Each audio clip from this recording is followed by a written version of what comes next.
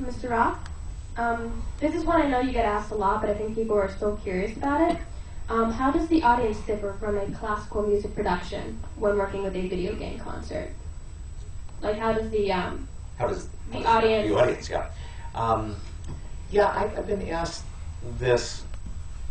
There's several ways to answer it. To the lay person, when you talk to a typical quintessential classical audience member, they have no concept. What's it like to go to a video game concert, with symphony orchestra? So I have to describe it to them in terms that they'll understand. And the way I might describe it to the person that's not a video game player but just needs to know what is the concert about, I would describe it as what is the music going to sound like? The music will be sweeping, movie score-ish type of writing, just as a very generic kind of description of what they're going to hear. But what's interesting about this audience, to me, is when you go to a classical concert, you have, first of all, the average age is maybe 60, 70 years old in general. There are, yes, we have some new audience that's interested, whether it be contemporary or traditional classical repertoire. But we do have a problem here in the United States and around the world of orchestras, the traditional audience for orchestras dying away. And therefore, remember, in the United States, we don't support the arts. I hate to say, but our government does not fund arts performances or arts education and music education. So therefore, we have whole generations growing up without any exposure to what is a symphony, what is an orchestra, what is a violin, what's an oboe, who's Beethoven. People are growing up not knowing this. So I'm not saying that it's critical to your life, but it's an important part of the culture that we're losing. So the audience comparison is interesting because classical audience is grown up with a great restraint. And they will come almost like a museum situation where they will sit quietly, polite applause, and try to be very quiet during that polite applause, almost never standing ovations or any cheering or things like that. That would almost never happen. It does occasionally, but very rarely. Now a pop or rock audience, of course, will be in the middle of the concert walking out to buy a beer, or a hot dog, or they'll be standing up in the aisles dancing or singing along with their favorite artist or some of the lyrics of the songs, which is great also, but it's quite different from a classical audience that way, whether it's opera or whatever. Our video game audience, and I've found this to be true everywhere in the world, actually, which is interesting, very consistent. First of all, you can hear a pin drop during the performance. Very quiet. Everyone is sitting on the edge of their seats and they really want to hear the music. It's really about listening to the live performance carefully. They don't want to step on anything. As a matter of fact, I get a lot of emails from fans lambasting other fans for talking or clapping or shouting during our performance, which of course I don't mind, but they ruined the beginning of such and such because somebody cheered. They really are serious listeners, and they're very educated listeners.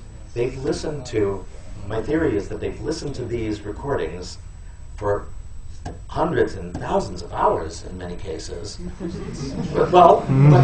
because of that, but here's the interesting thing. You've listened to those recordings at the same tempo, beautiful recordings, but the same tempo, meaning over and over again, that same recording, and the same compression. I'm talking about what we have to do to squeeze the dynamics of the track so that when you're playing your PlayStation or whatever you might be using, you don't have to reach for the volume all the time. It doesn't get too loud or too soft. Everything is what we call squashed or compressed. So mezzo, right? What we would call mezzo forte, medium, all the time. Not too soft, not too loud. You're listening to that all the time. Now you come to a concert with 70 performers on stage, 70-piece orchestra or 80-piece symphony orchestra, and a 40-voice or 50-voice choir. So you have 125, 150 performers on stage with soloists, and you hear a triple piano played by that entire group that'll make the hair stand up, on your, it's just air moving. from 150 performers, and it's really it's a thing to behold if you've never heard that. You know, that experience of just air moving. I think of opening bombing mission, the very opening of that. You know, just a very eerie, quiet opening. Or the reverse of that, which is triple forte crashing arrivals with 150 people just giving all that they can. And I don't think that you get that playing the video game as much as you get live on stage. And that's, so what I've answered in a long way, I'm sorry, is why video game fans, I think, enjoy these concerts. Because they're finally seeing it uncompressed the way the composer wanted it. Full dynamic range, live, and the music can breathe and move a little bit, right? If we get excited, we might take it 2 beats per minute faster because we're excited as performers. Or if we really are coming to a crashing cadence moment in the music, a very important moment, we'll stretch a little bit. This is not something that you're getting in the video game. You're seeing the same tempo over and over again, same recording. So I love that you're able to bring that to life in these concerts. So I don't know if I've answered what you, hopefully I have, but the audiences are great, absolutely great.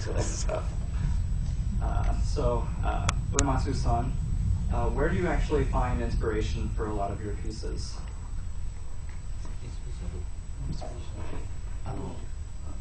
何に対して？自分の気持ちとか。あ、どっから来るの？どっから来る。どっから来る。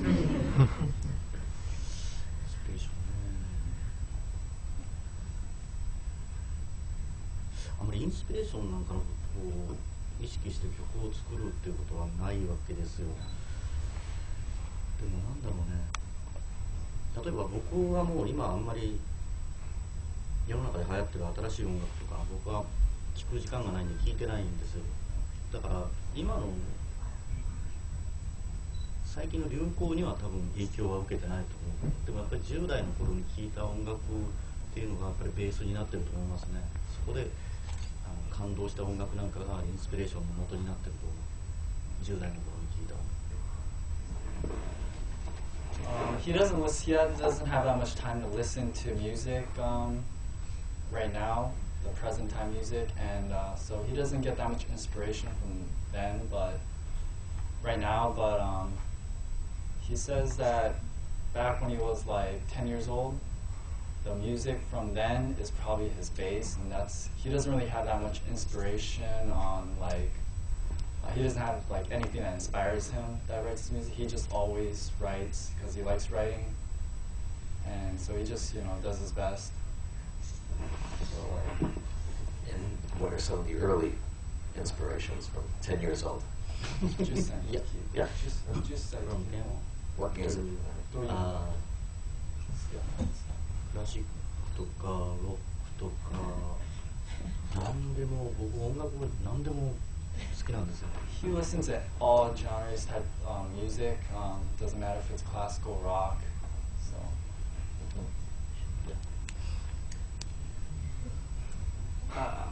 When you're actually composing, what kind of process do you actually go through when you start a song and then consequently finish it? 一番最初のドを出すというか完成した曲をどういう感覚がありますか？さっきのと同じような質問ですよね。はい、やっぱりなんか完成形をどっかに完成形があるんですよ。もうそれをこう見つけようと一生懸命努力する感じですね。ここら辺にあるの？右上。